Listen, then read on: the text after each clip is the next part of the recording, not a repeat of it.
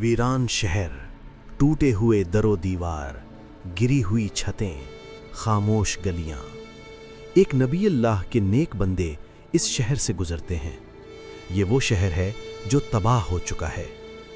बाज़ रिवायात के मुताबिक ये बैतुल मक़दस है जिसे बाबिल वालों ने उजाड़ दिया था। हज़रत उज़ैर अलैहिस्सलाम रुकते हैं, चारों तरफ नज़र डालते हैं। दिल में एक सवाल उभरता है, अल्लाह इस बस्ती को उसकी मौत के बाद कैसे जिंदा करेगा? ये सवाल शक नहीं था, ये हैरत थी, अल्लाह की कुदरत को समझने की जुस्तजू।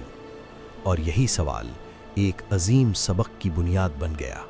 अल्लाह का हुक्म नाजिल होता है।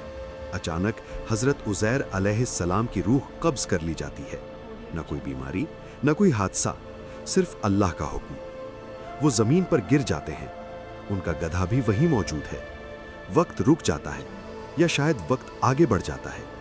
दिन महीनों में बदलते हैं, महीने सालों में, और साल 100 साल बन जाते हैं।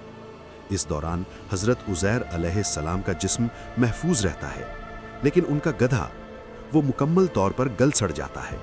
सिर्फ हड्डियां बाकी रहती हैं, बिखरी हुई, मिट्टी में मिली हुई। ये सब अल्लाह के इल्म में, अल्लाह के कंट्रोल में। 100 साल बाद अल्लाह दोबारा हुक्म देता है। हज़रत उज़ैर अलैहिस्सलाम की आंखें खुलती हैं। वो उठकर बैठते हैं। ऐसा महसूस करते हैं जैसे बस थोड़ी देर सोए हों। अल्लाह उनसे सवाल करता है, तुम यहाँ कितनी मुद्दत रहे? हज़रत उज़ैर अलैहिस्सलाम जवाब देते हैं, एक दिन या दिन का कुछ हिस्सा। अल्लाह फरमाता है, नहीं, तुम 100 साल यहाँ रहे।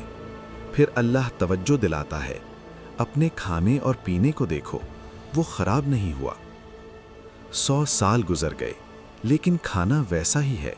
ये भी एक निशानी है। अब अल्लाह फरमाता है, और अपने गधे को देखो। हज़रत उज़ैर अलैहिस्सलाम देखते हैं, वहाँ सिर्फ हड्डियाँ हैं, बिखरी हुई, खामोश। फिर अल्लाह फरमाता है, हम तुम्हें लोगों के लिए एक निशानी बनाना चाहते हैं।